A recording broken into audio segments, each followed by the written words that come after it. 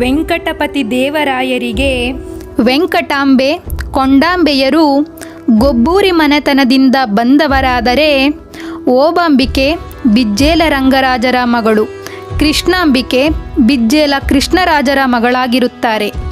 ಇವರಲ್ಲಿ ಕೊಂಡಾಂಬಿಕೆಯು ಸಾಮ್ರಾಟರ ಮೋಹದ ಮಡದಿಯಾಗಿರುತ್ತಾರೆ. ಆದರೆ ಇವರಾರಲ್ಲೂ ಪುತ್ರ ಸಂತಾನವಿಲ್ಲದ ಕಾರಣ ಸಾಮ್ರಾಟರು ದತ್ತಕದ ವಿಷಯಕ್ಕೆ ಬಂದರು. ಸಿಂಹಾಸನಕ್ಕೆ ಇದ್ದ ಹಲವಾರು ರಾಜಬಂಧುಗಳಲ್ಲಿ ಅರವೀಡು ವಂಶದ ರಾಮರಾಯರ ಮೊಮ್ಮಕ್ಕಳಾದ ತಿರುಮಲರು ಹಾಗೂ ಶ್ರೀರಂಗರು ಮುಖ್ಯರಾಗಿದ್ದರು. ತಿರುಮಲರು ಶ್ರೀರಂಗಪಟ್ಟಣದ ಮಂಡಲೇಶ್ವರರಾಗಿದ್ದರು. ವೆಂಕಟಪತಿ ದೇವರಾಯರಿಗೆ ಶ್ರೀರಂಗರಲ್ಲಿ ಅಪಾರ ವಿಶ್ವಾಸವಿತ್ತು. ಅಂತಲೇ ಅವರು ಹಿರಿಯವರಾದ ತಿರುಮಲರನ್ನು ಹಿಂದೊತ್ತಿ ಶ್ರೀರಂಗರನ್ನು ಬೆಂಬಲಿಸಿದ್ದರು. ಶ್ರೀರಂಗರನ್ನು ದತ್ತು ತೆಗೆದುಕೊಂಡು ಅವರನ್ನೇ ಮುಂದಿನ ಸಾಮ್ರಾಟರನ್ನಾಗಿ ಮಾಡಬೇಕೆಂದು ಸಾಮ್ರಾಟರ ಆಸೆಯಾಗಿತ್ತು. ಆದರೆ ಈ ವಿಷಯವಾಗಿ ವೆಂಕಟಾಂಬೆ ಕೊಂಡಾಂಬೆಯವರಿಗೆ ಅಸಮಾಧಾನವಿತ್ತು. ಅವರು ತಮ್ಮ ಸಹೋದರರಲ್ಲಿ ಒಬ್ಬರನ್ನು ದತ್ತು ತೆಗೆದುಕೊಳ್ಳಲು ಯೋಚಿಸಿದ್ದರು. ಕಾರಣ ತಮ್ಮ ನಂತರ ಸಿಂಹಾಸನ ಅನ್ಯರ ಪಾಲಾಗುವುದು ಅವರಿಗೆ ಇಷ್ಟವಿರಲಿಲ್ಲ. ಇಂತಹ ವಿಷಮ ಪರಿಸ್ಥಿತಿಯಲ್ಲಿ ವೆಂಕಟಾಂಬೆಯವರು ಗರ್ಭಿಣಿಯಾಗಿರುವರೆಂದು ಕೆಲವು ಕಾಲ ಸುಳ್ಳು ನೆಪಗಳನ್ನೊಡ್ಡಿ ಸಾಮ್ರಾಟರನ್ನು ವಂಚಿಸಿ ಬ್ರಾಹ್ಮಣರಿಗೆ ಬೆಲೆ ಕೊಟ್ಟು ಒಂದು ಮಗುವನ್ನು ತಮ್ಮದೆಂದು ನಿರೂಪಿಸಿದ್ದರು. ವೃದ್ಧಾಪ್ಯದಲ್ಲಿ ತಂದೆಯಾದನೆಂಬ ಖುಷಿಯಲ್ಲಿ ಸಾಮ್ರಾಟರಿಗೆ ಸತ್ಯವು ಬೂದಿ ಮುಚ್ಚಿದ್ದ ಕೆಂಡವಾಗಿತ್ತು. ಆದರೆ ಕೆಲ ದಿನಗಳಲ್ಲಿ ಈ ಸತ್ಯ ಅರಮನೆಯ ದಾಸಿಯರಿಂದ ಬಹಿರಂಗವಾಯಿತು. ವೆಂಕಟಪತಿ ದೇವರಾಯರು ಈ ವಿಷಯದಿಂದ ವೆಂಕಟಾಂಬೆಯವರ ಮೇಲೆ ಕ್ರೋಧ ವ್ಯಕ್ತಪಡಿಸಿದ್ದರು.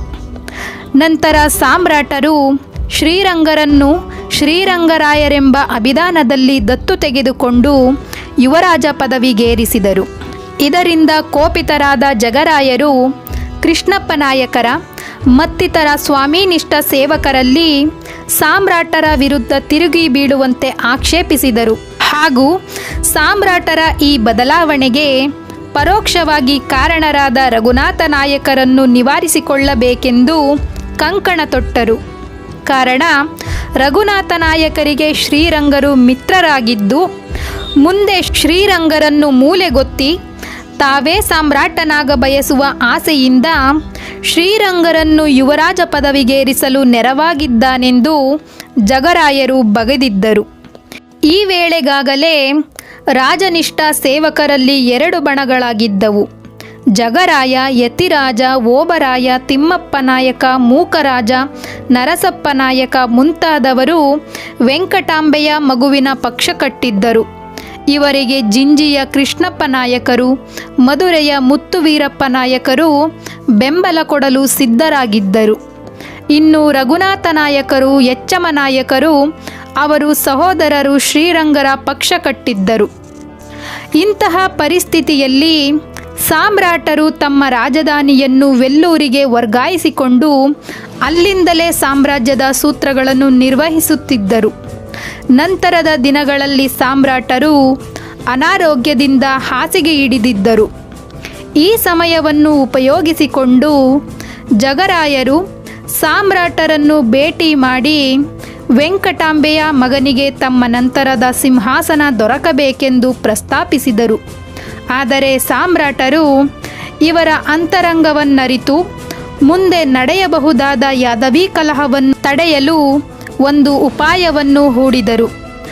ಗೊಬ್ಬೂರಿ ಸೋದರರಲ್ಲಿ ಒಬ್ಬರಾದ ಓಬರಾಯರ ಮಗಳನ್ನು ಶ್ರೀರಂಗರಾಯರಿಗೆ ವಿವಾಹ ಮಾಡಿದರು. ಇದರಿಂದ ಓಬರಾಯರಿಗೂ ಜಗರಾಯರಿಗೂ ಕೊಂಚ ಮಟ್ಟಿಗೆ ಸಮಾಧಾನವಾಯಿತು. ವೆಂಕಟಪತಿ ದೇವರಾಯರಿಗೆ ತಿರುಪತಿಯ ವೆಂಕಟೇಶನಲ್ಲಿ ಅಪಾರ ಭಕ್ತಿಯಿತ್ತು. ಅವರು ತಮ್ಮ ಶಾಸನಗಳನ್ನು ಶ್ರೀ ವೆಂಕಟೇಶ ಎಂಬ ಅಂಕಿತದಲ್ಲಿ ಪ್ರಚುರಪಡಿಸುತ್ತಿದ್ದರು. ವೆಂಕಟಪತಿ ದೇವರಾಯರು ಕಾಯಿಲೆಯಲ್ಲಿರುವಾಗಲೇ ಜ್ಞಾತಿ ಕಲಹಗಳು ಏರ್ಪಟ್ಟಿದ್ದವು. ಇಂತಹ ಸಮಯದಲ್ಲಿ ಮೊದಲೇ ಸಾಮ್ರಾಟರ ವಿಷಯದಲ್ಲಿ ಸಂದೇಹಿಸುತ್ತಾ ಬಂದಿದ್ದ ಶ್ರೀರಂಗಪಟ್ಟಣದ ಮಂಡಲೇಶ್ವರ ತಿರುಮಲರಾಯರ ಮೇಲೆ ದೊಡ್ಡದೊಂದು ಪಿಡುಗು ಬಂದಿತ್ತು. ಮೈಸೂರು ಪ್ರದೇಶಕ್ಕೆ ದೊರೆಯಾಗಿದ್ದ ರಾಜ ಒಡೆಯರು ವಿಜಯನಗರದ ಪ್ರಭುತ್ವವನ್ನು ಪ್ರತಿಭಟಿಸಿ ಶ್ರೀರಂಗಪಟ್ಟಣವನ್ನು ದಕ್ಕಿಸಿಕೊಳ್ಳುವ ಸನ್ನಾಹದಲ್ಲಿದ್ದರು. ಇದೇ ಕಾರಣದಿಂದಾಗಿ ಶ್ರೀರಂಗಪಟ್ಟಣ ತಿರುಮಲರ ಕೈತಪ್ಪಿ ನಂತರ ಅವರು ತಲಕಾಡಿನ ಆಶ್ರಯ ಪಡೆಯಬೇಕಾಯಿತು. ಮೈಸೂರಿನ ಒಡೆಯರನ್ನು ಎದುರು ಹಾಕಿಕೊಂಡು ಬದುಕುವುದು ವೆಂಕಟಪತಿ ದೇವರಾಯರಿಗೆ ದುಸ್ತರವಾಗಿತ್ತು. ಅಂತಲೇ ಮಧುರೆಯ ಮುತ್ತು ವೀರಪ್ಪ ನಾಯಕರು ಪೊಗದಿಕೊಡುವುದನ್ನು ನಿಲ್ಲಿಸಿದ್ದರು. ಜಿಂಜಿಯ ಸಾಮ್ರಾಜ್ಯವು ಕೈತಪ್ಪಿ ಹೋಗಿತ್ತು. ಈ ಕಾರಣಗಳಿಂದಾಗಿ ಸಾಮ್ರಾಟರು ರಾಜ ಒಡೆಯರನ್ನು ಶ್ರೀರಂಗಪಟ್ಟಣದ ಮಂಡಲಕ್ಕೆ ಅಧಿಕಾರಿಯಾಗಿ ನೇಮಿಸಿ ನಿಷ್ಠೆಯ ಪ್ರಮಾಣ ವಚನ ಸ್ವೀಕರಿಸಿದರು. ಇಷ್ಟೆಲ್ಲ ಅಶಾಂತಿಯ ಮಡುವಿನಲ್ಲೂ ನಿಶ್ಚಲ ನಿಷ್ಠೆಯಿಂದ ಸಾಮ್ರಾಜ್ಯವನ್ನು ಸರ್ಪದಂತೆ ಕಾಯುತ್ತಿದ್ದವರು ವೆಂಕಟಗಿರಿ ಕೋಟೆಯ ಎಚ್ಚಮ್ಮ ನಾಯಕರು ಹಾಗೂ ತಂಜಾವೂರಿನ ರಘುನಾಥ ನಾಯಕರು. ಸಾಮ್ರಾಟರು ತಮ್ಮ ಕೊನೆಯ ದಿನಗಳಲ್ಲಿ ಎಚ್ಚಮ್ಮ ನಾಯಕರನ್ನು ಸಮ್ಮುಖಕ್ಕೆ ಕರೆಸಿಕೊಂಡು ತಮ್ಮ ಅಂತರಾಳವನ್ನು ಹಂಚಿಕೊಂಡರು. ಸದಾಶಿವರಾಯರ ಕೊಲೆಯ ವಿಷಯವನ್ನು ಸವಿಸ್ತಾರವಾಗಿ ಎಚ್ಚಮ್ಮ ನಾಯಕರೆದುರು ಹೇಳಿ ತಮ್ಮ ತಪ್ಪಿನಿಂದ ಇಂತಹ ಪರಿಸ್ಥಿತಿ ಎದುರಿಸಬೇಕಾಯಿತೆಂದು ರೋಧಿಸಿದರು. ಈ ವಿಷಯವನ್ನು ತಿಳಿದ ಎಚ್ಚಮ್ಮ ನಾಯಕರಿಗೆ ಆಶ್ಚರ್ಯ ಸಂಕಟಗಳು ಒಮ್ಮೆಲೆ ಬಂದೊದಗಿದವು. ಆ ನಂತರ ಸಾಮ್ರಾಟರು ಎಚ್ಚಮ್ಮ ನಾಯಕರಲ್ಲಿ ತಮ್ಮ ನಂತರ ಶ್ರೀರಂಗರಾಯರಿಗೆ ಪಟ್ಟ ಕಟ್ಟಬೇಕೆಂದು ವಿನಂತಿಸಿದರು ಹಾಗೂ ಜಗರಾಯರಿಂದ ಅವರನ್ನು ರಕ್ಷಿಸುವ ಭಾರ ತಮ್ಮದು ಎಂದು ಪ್ರಮಾಣವಚನ ಸ್ವೀಕರಿಸಿದರು. ಸಾಮ್ರಾಟರು ಎಚ್ಚಮ್ಮ ನಾಯಕರಲ್ಲಿ ಮತ್ತೊಂದು ಪ್ರಾರ್ಥನೆ ಮುಂದಿಟ್ಟರು. ವೆಂಕಟಾಂಬೆಯನ್ನು ನಿಷ್ಕರುಣೆಯಿಂದ ಚಂದ್ರಗಿರಿಯ ನಿರ್ಬಂಧನದಲ್ಲಿರಿಸಿದ್ದರು. ಇಂದು ಆಕೆಯಲ್ಲಿ ಕ್ಷಮೆಯಾಚಿಸಬೇಕೆಂದು ಬಯಸಿದ ಸಾಮ್ರಾಟರು ಅವರನ್ನು ಹಾಗೂ ಅವರ ಮಗನಾದ ಚಿಕ್ಕರಾಯರನ್ನು ನೋಡಲು ಬಯಸಿದರು. ಅಂತಲೇ ಚಿನ್ನಪ್ಪ ನಾಯಕರೆಂಬುವವರು ಸಕಾಲದಲ್ಲಿ ಯಾರಿಗೂ ತಿಳಿಯದಂತೆ ಚಂದ್ರಗಿರಿಯಿಂದ ವೆಲ್ಲೂರಿಗೆ ವೆಂಕಟಾಂಬೆಯನ್ನು ಕರೆತಂದಿದ್ದರು. ಸಾಮ್ರಾಟರ ದರ್ಶನಕ್ಕಾಗಿ ಕಾದು ಕುಳಿತಿದ್ದ ವೆಂಕಟಾಂಬೆಗೆ ಇದೊಂದು ಅವಕಾಶ ದೊರೆತಿತ್ತು. ಅವರು ತಮ್ಮ ಮಗನೊಡನೆ ಸಾಮ್ರಾಟರ ಪಾದದ ಬಳಿ ಕುಳಿತರು. ನಿದ್ರೆಯಿಂದ ಎಚ್ಚರವಾದ ಸಾಮ್ರಾಟರು ವೆಂಕಟಾಂಬೆಯನ್ನು ಪಕ್ಕದಲ್ಲಿ ಕುಳ್ಳಿರಿಸಿ ಅವರ ಮುಖವನ್ನು ನೋಡಿ ವ್ಯಥೆಪಟ್ಟರು. ನಂತರ ವೆಂಕಟಾಂಬೆಯ ಒಪ್ಪಿಗೆಯಲ್ಲಿ ಚಿಕ್ಕರಾಜರಿಗೆ ಯುವರಾಜ ಪದವಿಯನ್ನು ಕೊಡಲು ನಿರ್ಧರಿಸಿದರು. ತಕ್ಷಣ ಶ್ರೀರಂಗರಾಯರನ್ನು ಬರಮಾಡಿಕೊಂಡು ವೆಂಕಟಾಂಬೆ ಹಾಗೂ ಎಚ್ಚಮ್ಮ ನಾಯಕರ ಸಮ್ಮುಖದಲ್ಲಿ ಸಾಮ್ರಾಟರು ರಾಜಮುದ್ರೆಯುಂಗುರವನ್ನು ಶ್ರೀರಂಗರಾಯರಿಗೆ ನೀಡಿದರು ಹಾಗೂ ಚಿಕ್ಕರಾಯ ಹಾಗೂ ವೆಂಕಟಾಂಬೆಯರ ರಕ್ಷಣಾ ಭಾರವನ್ನು ಎಚ್ಚಮ್ಮ ನಾಯಕರಿಗೆ ಒಪ್ಪಿಸಿ ತಮ್ಮ ಕೊನೆಯುಸಿರೆಳೆದರು.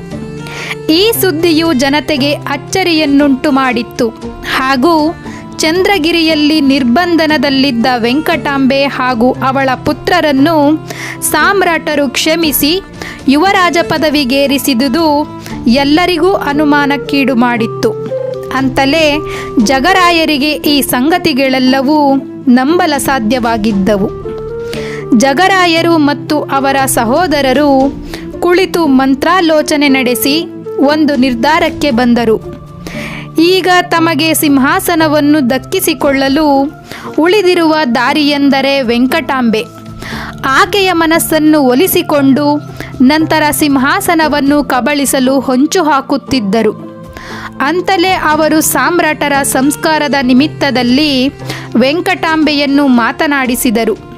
ವೆಂಕಟಾಂಬೆಯು ಸಂಕಟದಿಂದ ಸೋದರರಲ್ಲಿ ಅಳುವು ತೋಡಿಕೊಂಡರು. ವೆಂಕಟಾಂಬೆ ಹಾಗೂ ಕೊಂಡಾಂಬೆಯರು ಪತಿಯೊಂದಿಗೆ ಸಹಗಮನಕ್ಕಾಗಿ ಸಿದ್ಧರಾದರು. ಆದರೆ ಎಲ್ಲರ ಅಭಿಪ್ರಾಯದಂತೆ ವೆಂಕಟಾಂಬೆಯು ಸಹಗಮನ ಹೊಂದಿದರೆ ಚಿಕ್ಕರಾಯರು ಅನಾಥರಾಗುವರೆಂದು ಬೇಡಿದರು. ಈ ಕಾರಣದಿಂದಾಗಿ ವೆಂಕಟಾಂಬೆಯು ಕೊಂಡಾಂಬೆಯನ್ನು ಸಹಗಮನದಿಂದ ತಡೆದು ತಾನು ಮಾತ್ರ ಸಹಗಮನ ಹೊಂದಿದ್ದರು. ಅವರೊಂದಿಗೆ ಬಿಜ್ಜಲ ರಂಗರಾಜ ಹಾಗೂ ಕೃಷ್ಣರಾಜರ ಮಕ್ಕಳೂ ಕೂಡ ಸಹಗಮನದಲ್ಲಿ ಪಾಲ್ಗೊಂಡರು. ಕೆಲ ದಿನಗಳ ನಂತರ ಚಿಕ್ಕರಾಯರು ಕಾಣೆಯಾದರು. ಅವರನ್ನು ಹುಡುಕುವ ಕಾರ್ಯದಲ್ಲಿ ಯಚ್ಚಮನಾಯಕರು ಹಾಗೂ ಅವರ ಸೈನಿಕರು ಸೋತು ಕಂಗಾಲಾಗಿದ್ದರು. ಆದರೆ ಚಿಕ್ಕರಾಯರನ್ನು ಜಗರಾಯರೇ ಬಲವಂತದಿಂದ ಕರೆದೋಗಿ ಅವರ ತಲೆಯಲ್ಲಿ ವಿದ್ರೋಹದ ಬೀಜ ಬಿತ್ತಿದ್ದರು. ಚಿಕ್ಕರಾಯರು ಕೂಡ ಅವರ ಮಾತಿಗೆ ತಲೆದೂಗಿ ಶ್ರೀರಂಗರಾಯರ ಮೇಲೆ ದ್ವೇಷ ಸಾಧಿಸಲು ಮುಂದಾದರು. ಹೀಗಿರುವಾಗಲೇ ಕೊಂಡಾಂಬೆಯವರು ಕೂಡ ಜಗರಾಯರ ಅರಮನೆಯನ್ನು ಸೇರಿದ್ದರು. ಈ ವಿಚಾರವನ್ನೆಲ್ಲ ತಿಳಿದ ಯಚ್ಚಮನಾಯಕರು ಚಿಕ್ಕರಾಯರನ್ನು ಹಾಗೂ ಕೊಂಡಾಂಬೆಯವರನ್ನು ಕರೆತರಲು ಹೋದರು. ಚಿಕ್ಕರಾಯರು ಅವರನ್ನು ಬಾಯಿಗೆ ಬಂದಂತೆ ಹರಟಿದ್ದರು ಹಾಗೂ ತಮಗೂ ಸಿಂಹಾಸನದಲ್ಲಿ ಪಾಲು ಬರುವಂತೆಯೂ ಸಿಂಹಾಸನವು ನ್ಯಾಯವಾಗಿ ನನಗೇ ದೊರಕಬೇಕೆಂದು ಅವರು ಯಚ್ಚಮನಾಯಕರೊಡನೆ ವಾದಿಸಿದರು.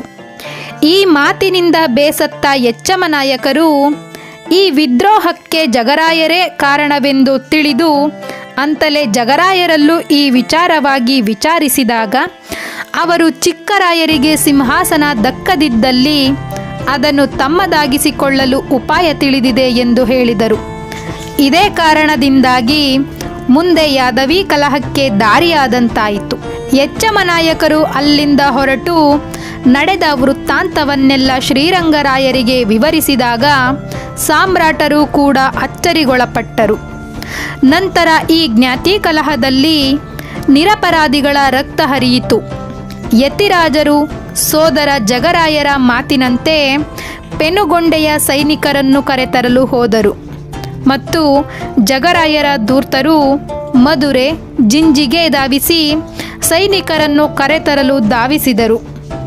ಇತ್ತ ಯಚ್ಚಮನಾಯಕರು ಸೋದರರಾದ ರಂಗಪ್ಪ ನಾಯಕರನ್ನು ವೆಂಕಟಗಿರಿಯ ಸೈನ್ಯ ಸಂಗ್ರಹಣೆ ಮಾಡಿ ಕರೆತರಲು ಕಳುಹಿಸಿದರು.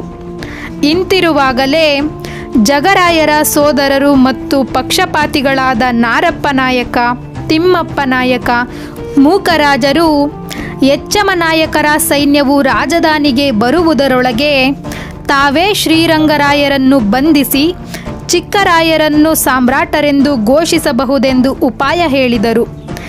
ಈ ಮಾತಿಗೆ ಸರಿ ಎನಿಸಿ ಜಗರಾಯರು ಯಚ್ಚಮನಾಯಕರ ಸೈನ್ಯವು ಕೋಟೆಯ ಹೊರಗೆ ಬೀಡು ಬಿಟ್ಟಿರುವ ಸುದ್ದಿ ತಿಳಿದು ಅವರನ್ನು ಆಹ್ವಾನಿಸಲು ಯಚ್ಚಮನಾಯಕರು ಹೊರಗೆ ಹೋಗುವುದನ್ನೇ ಕಾದು ನಂತರ ಕೋಟೆಗೆ ಮುತ್ತಿಗೆ ಹಾಕಿದರು. ಈ ವಿದ್ರೋಹದ ಸೂಚಕವಾದ ಕೊಂಬಿನ ಕಹಳೆಯನ್ನು ಕೇಳುತ್ತಲೇ ಬತೇರಿಯ ಮೇಲಿದ್ದ ಜಗರಾಯರ ಸೈನಿಕರು ಶಸ್ತ್ರಸಜ್ಜಿತರಾಗಿ ಕೋಟೆಯ ಬಾಗಿಲಿಗೆ ನುಗ್ಗಿ ಪ್ರತಿಭಟಿಸಿದ ಯಚ್ಚಮನಾಯಕರ ಅಲ್ಪಸಂಖ್ಯಾತ ಸೈನಿಕರನ್ನು ಕೊಂದು ಕೋಟೆಯ ಬಾಗಿಲನ್ನು ಬಲಾತ್ಕಾರವಾಗಿ ಮುಚ್ಚಿ ಅದರ ರಕ್ಷಣೆಗೆ ನಿಂತರು. ನಾರಪ್ಪ ನಾಯಕರ ಸೈನಿಕರು ಒಳಕೋಟೆಯನ್ನು ವಶಪಡಿಸಿಕೊಂಡು ತಮಗೆ ಎದುರಾದವರನ್ನೆಲ್ಲ ಕೊಂದು ಕೋಟೆಯ ಬಾಗಿಲನ್ನು ಯಚ್ಚಮನಾಯಕರ ಪ್ರವೇಶಕ್ಕೆ ದುರ್ಗಮವಾಗುವಂತೆ ಮುಚ್ಚಿ ಭದ್ರಪಡಿಸಿದರು. ಅಂತಃಪುರದಲ್ಲಿದ್ದ ಶ್ರೀರಂಗರಾಯರು ಹಾಗೂ ಅವರ ಪತ್ನಿ ಪುತ್ರರು ತಮಗೊದಗಿದ ಅಪಾಯವನ್ನು ಅರಿಯುವ ಮೊದಲೇ ಅವರು ಜಗರಾಯರ ಸೆರೆಯಾಳುಗಳಾಗಿದ್ದರು ಹಾಗೂ ಅವರನ್ನು ಸಕುಟುಂಬದ ಪರಿವಾರದೊಡನೆ ಅರಮನೆಯ ಕಾರಾಗೃಹಕ್ಕೆ ಕರೆದೊಯ್ದು ಸೆರೆಯಲ್ಲಿಡಲಾಯಿತು. ಈ ಸುದ್ದಿ ತಿಳಿದೊಡನೆ ಯಚ್ಚಮನಾಯಕರು ಕುಸಿದು ಬಿದ್ದರು. ಈ ಒಂದೊಂದು ನಿಮಿಷವೂ ಅತ್ಯಮೂಲ್ಯವಾಗಿತ್ತು. ಅವರು ಶ್ರೀರಂಗರನ್ನು ಉಳಿಸಬೇಕೆಂದು ಸಿಂಗನಾಯಕರೆಂಬ ಸೈನಿಕರನ್ನು ರಾಯಭಾರಿಯಾಗಿ ಜಗರಾಯರಲ್ಲಿ ಕಳುಹಿಸಿದಾಗ ಜಗರಾಯರು ಯಚ್ಚಮನಾಯಕರಿಗೆ ಕೆಲವು ಷರತ್ತುಗಳನ್ನು ಹಾಕಿದರು.